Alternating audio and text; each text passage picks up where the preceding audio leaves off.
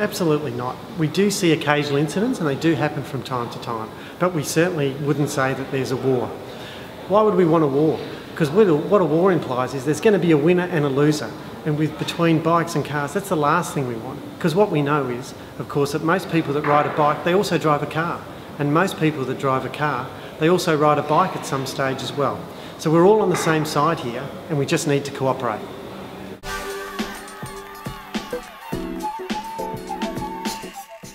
These occasional incidents, they really get highlighted, and as a result of that, they become sensational. There's no newspapers to be sold by there being peace, but there is in war. So that's why people think there is a war on the roads, but there certainly isn't. These things do happen occasionally, but as we know, what we're looking for here is we need people to get along. We need them to work together. The last thing we need is a war, because what we know, of course, is if there's 80 kilos of flesh against 2 tonnes of metal, it's going to be a pretty short war. So we need everyone to take a leaf from the 60s and give peace a chance and work together.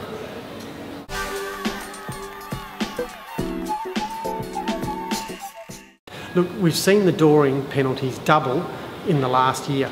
That was a result of a campaign we fought. There was a parliamentary inquiry that arose out of the tragic death of a young guy called James Cross on Glenferrie Road.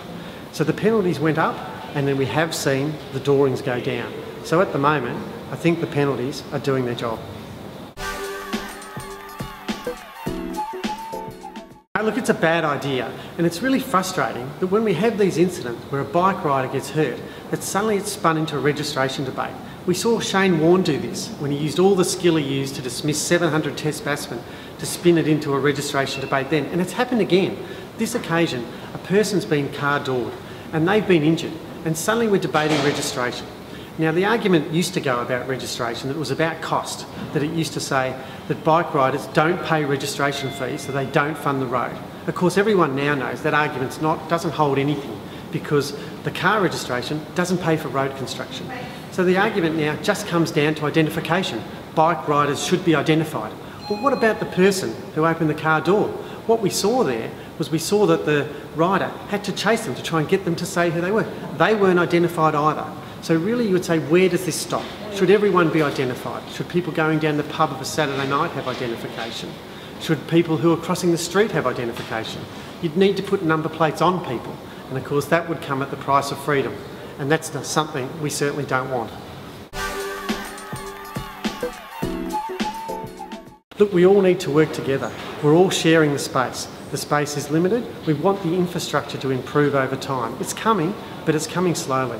In the meantime, bikes and cars are going to have to share the space, just as some spaces are going to have to be shared by bikes and pedestrians. We need everyone to respect one another, understand that you need to work together, and know that the consequences of not can be really significant. Because think about these people. They're someone's daughters, they're someone's sons, they're someone's husbands, they're someone's wives. We all need to look after one another.